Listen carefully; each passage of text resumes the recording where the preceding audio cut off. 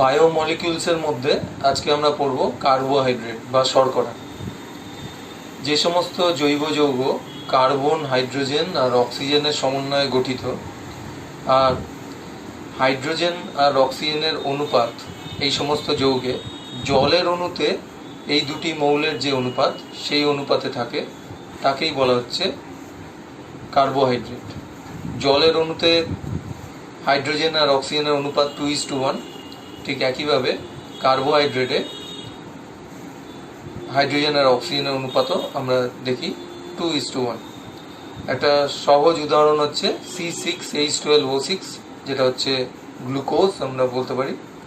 তো গ্লুকোজের মধ্যে আমরা দেখতে পাচ্ছি হাইড্রোজেন আর অক্সিজেন একই অনুপাতে রয়েছে। বা কার্বোহাইড্রেটকে আমরা পলিহাইড্রক্সি অ্যালডিহাইড বা পলিহাইড্রক্সি কিটোন যৌগও বলতে পারি। আমরা এখন দেখে নিই কার্বোহাইড্রেটের একটা ক্লাসিফিকেশন। কম্পিউটার স্ক্রিনে তোমরা দেখো, আমি একটা ক্লাসিফিকেশন দেখাচ্ছি।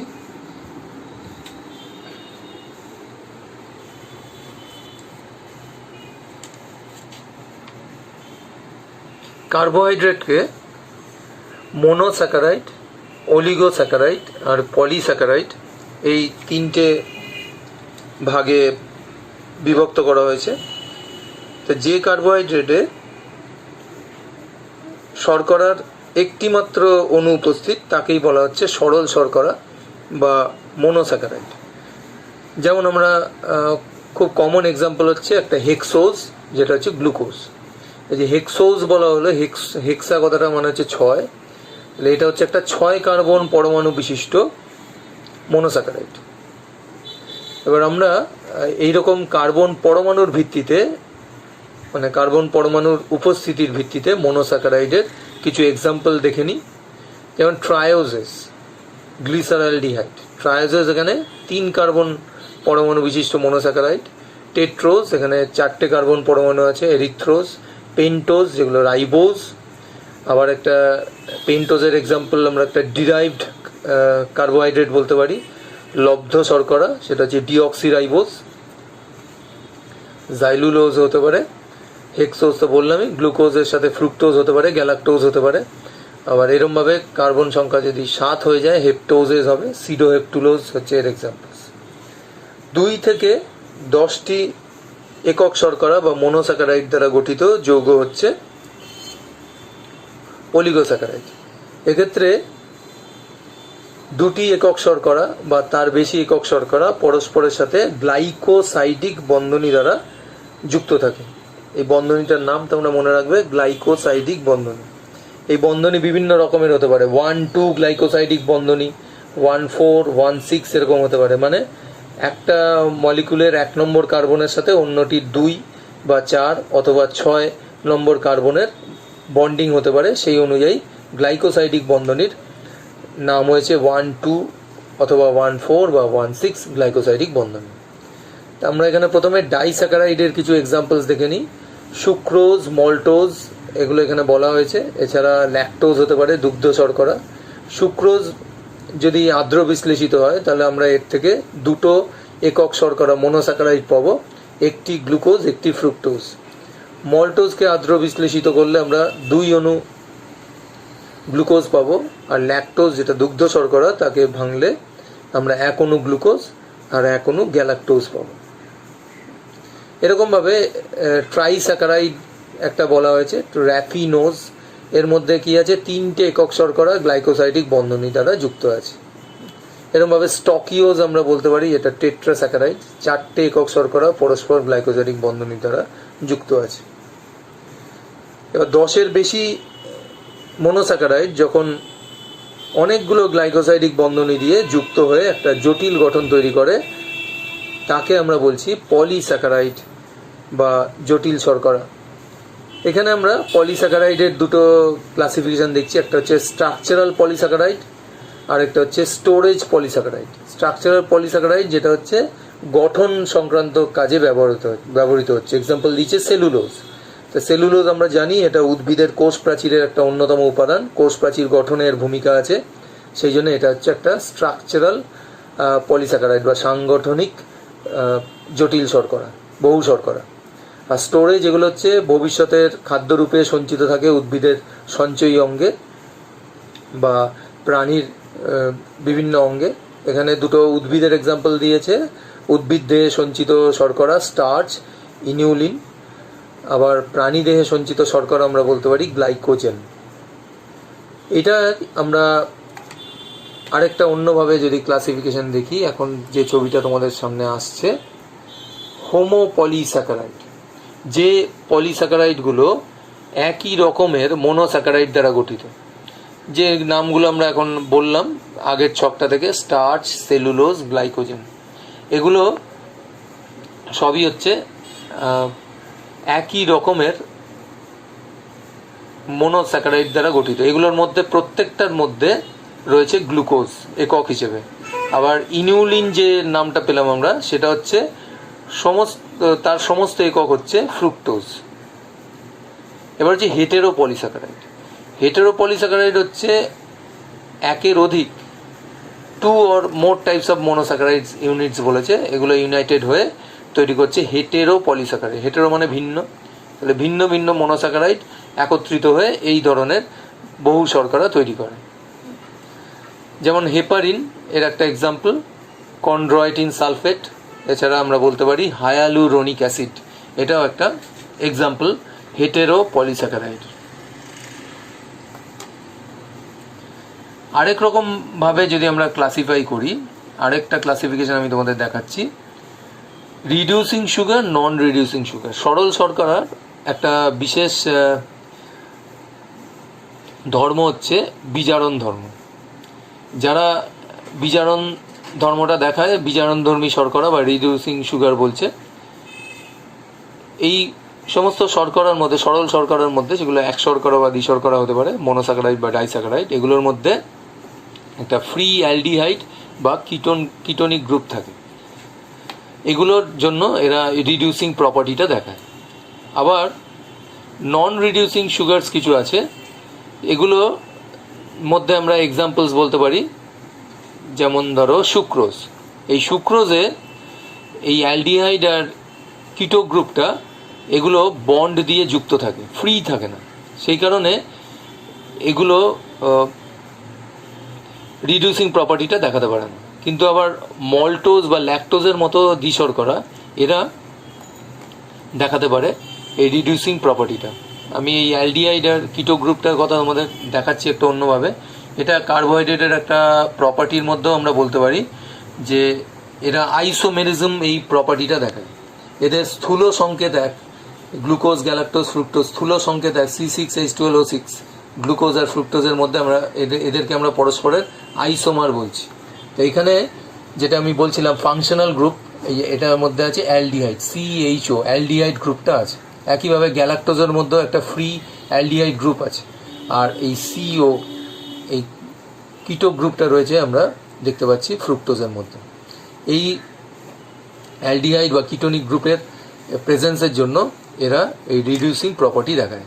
আর যে ডাইস্যাকারাইডগুলোর মধ্যে, যেমন গ্লুকোজ আর ফ্রুক্টোজ যখন বন্ডিং করে এরা সুক্রোজ তৈরি করে, তখন এগুলো মধ্যে বন্ডিং হয়, তার ফলে এগুলো মুক্ত থাকে না, তার ফলে সুক্রোজ রিডিউসিং প্রপার্টিটা দেখাতে পারে না। এই রিডিউসিং প্রপার্টি যে দেখা, এগুলো আমরা ফেলিংস টেস্ট বা বেনেডিক্ট টেস্ট দিয়ে প্রমাণ করতে পারি। আমি একটা ছবি দেখাচ্ছি তোমাদের। এইটা একটা গ্লুকোজ দ্রবণের সঙ্গে মেশানো হয়েছে বেনেডিক্টের কোয়ালিটেটিভ রিয়েজেন্ট বা গুণগত বিকারক। এবার এই মিশ্রণটাকে যদি আমরা তাপ দিই, উত্তপ্ত করলে আস্তে আস্তে এরকমভাবে কালার চেঞ্জ হতে থাকে। প্রথমে গ্রিন ইয়েলো, তারপরে একটু ইয়েলিশ ভাবটা থেকে অরেঞ্জ ভাব চলে আসে, তারপরে একদম একটা ব্রিক রেড প্রেসিপিটেশন পড়ে। এটাকে বলা হচ্ছে কিউপ্রাস অক্সাইডের প্রেসিপিটেশন পড়ে, তার ফলে এরকম কালারটা আসে। আর কিউপ্রাস হাইড্রোক্সাইডের জন্য একটু হলদেটে কালারটা আসে। এটা আমাদের প্র্যাকটিক্যালে করতে হবে এই এক্সপেরিমেন্টটা। এবার আমরা কবে সেই সুযোগ পাবো জানি না। আমি তোমাদের একটা প্র্যাকটিক্যাল ডেমনস্ট্রেশন দেখাচ্ছি একটা ভিডিও দিয়ে। এখানে দেখো একটা কনিক্যাল ফ্লাস্কে গ্লুকোজ নেওয়া হয়েছে, গ্লুকোজ লেখা আছে, একটু অস্পষ্ট হয়তো লেখাটা, কিন্তু বোঝা যাচ্ছে গ্লুকোজ। এই গ্লুকোজ নমুনাটা এই পিপেটের সাহায্যে 1 ml কালেক্ট করে একটা টেস্ট টিউবের মধ্যে রাখা হচ্ছে। এটা একটু ফলো করো ভিডিওটা।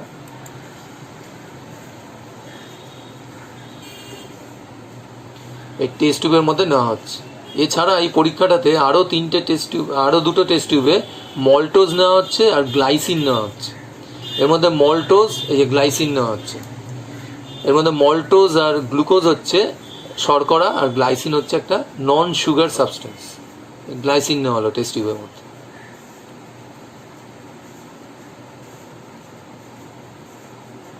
এরকমভাবে মল্টোজও নেওয়া হয়েছে। এবার Benedict qualitative reagent 5 ml add করা হচ্ছে প্রত্যেকটা 1 ml করে নমুনার মধ্যে। এবার এগুলোকে উত্তপ্ত করা হবে ওয়াটার বাথে। আমরা এগুলোকে স্পিরিট ল্যাম্পে বা বুনসেন বার্নারেও হিট করতে পারি। এখানে যে প্রসিডিওরটা দেখানো হচ্ছে সেটাতে দেখা যাচ্ছে এটা ওয়াটার বাথের মধ্যে রাখা হচ্ছে। দেখবে তোমরা একটু পরে। 3টে টেস্ট টিউবে 5 ml করে বেনেডিক্টের গুণগত বিকারক মেশানো হলো। এবার এই 3টে টেস্ট টিউবকে এই বয়েলিং ওয়াটার বাথের মধ্যে রাখা হচ্ছে। এবার দেখো কেমন কালার চেঞ্জ হচ্ছে। একটু আগে তোমাদের ছবিতে আমি দেখালাম, এই এখানে এই অরেঞ্জ কালারটা চলে এসছে। এটা মধ্যে আরও যদি গ্লুকোজের কনসেন্ট্রেশনের উপর ডিপেন্ড করে, গ্লুকোজ যদি আরও বেশি থাকে তাহলে এটা পুরো ব্রিক রেড প্রেসিপিটেশন আসবে। আমি আরেকবার একটু পিছিয়ে যাচ্ছি, এটা দেখাচ্ছি। গ্লাইসিন নন সুগার, সেই জন্য হিট করানোর পরেও দেখো কোনো কালার চেঞ্জ হয়নি, কোনো কালার চেঞ্জ হয়নি। মল্টোজও এসছে, এটা রিডিউসিং সুগার, কালার চেঞ্জ এসছে। তো এইভাবে বেনেডিক্টের পরীক্ষা দিয়ে আমরা রিডিউসিং প্রপার্টিটা দেখাতে পারি। এটা রিয়াকশানটা দেখিয়েছে, এই অ্যালডিহাইড গ্রুপটা আছে যে কারণে এটা হচ্ছে। আর আমরা আবার কার্বোহাইড্রেটের ক্লাসিফিকেশনটা চলে আসি, যেখানে আমরা দেখছিলাম এটা। তাহলে এরপরে আমি আরেকটা ধর্ম বলি, সেটা একটা তো আমরা বিজারণ ধর্ম জানলাম, আরেকটা এর আইসোমেরিজম এটা বললাম, আরেকটা আমি বলছি এখন অপটিক্যাল রোটেশন।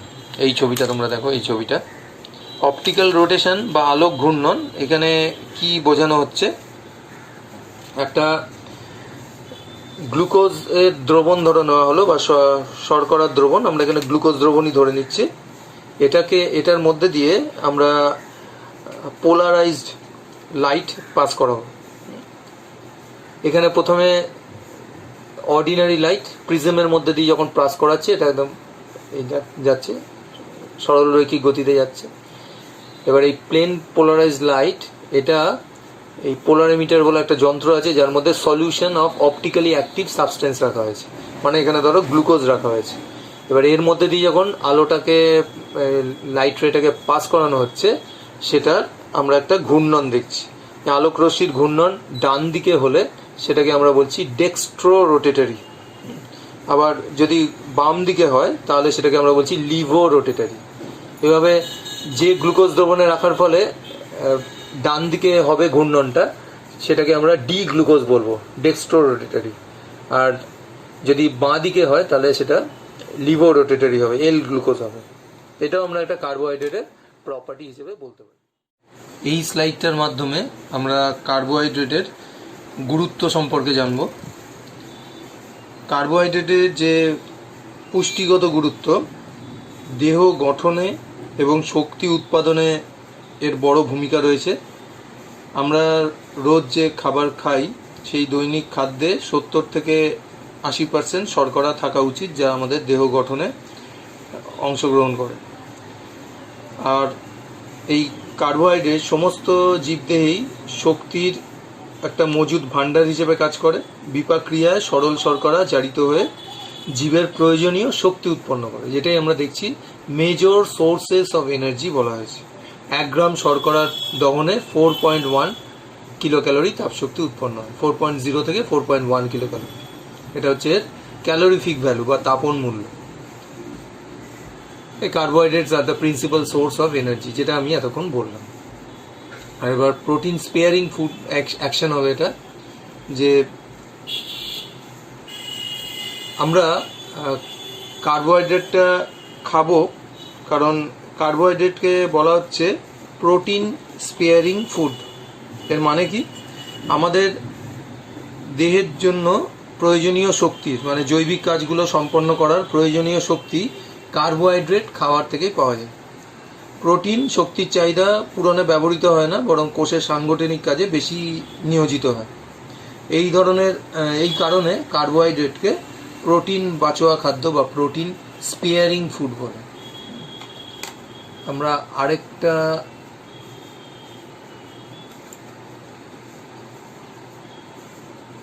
স্লাইড দেখব, সেটার সাহায্যে আবার আরও কিছু ইম্পর্টেন্স আমরা করব।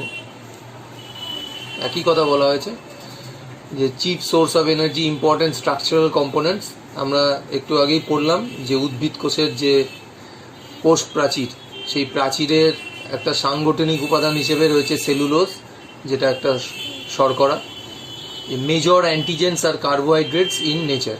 অ্যান্টিজেনগুলো প্রোটিনও হতে পারে, আবার এগুলো জটিল শর্করাও হতে পারে। যেমন আমাদের যে ব্লাড গ্রুপ অ্যান্টিজেনগুলো আছে সেগুলো হচ্ছে জটিল শর্করা ধরনের। Biological role as a part of hormones and their receptors enzymes. যেগুলো ধরো এমন কিছু হরমোন আছে যেগুলো গ্লাইকোপ্রোটিন ইন নেচার, তাহলে এগুলো যুগ্ম প্রোটিন। এখানে যে গ্লাইকোপ্রোটিন, এই শর্করা অংশটা, হরমোনটা শর্করা অংশ গঠিত হচ্ছে এটা দিয়ে। আবার যেগুলো হলো এনজাইম আমরা দেখি, সেখানে যে নন প্রোটিন পার্ট, সেখানে কিছু কার্বোহাইড্রেটের ভূমিকা থাকতে পারে।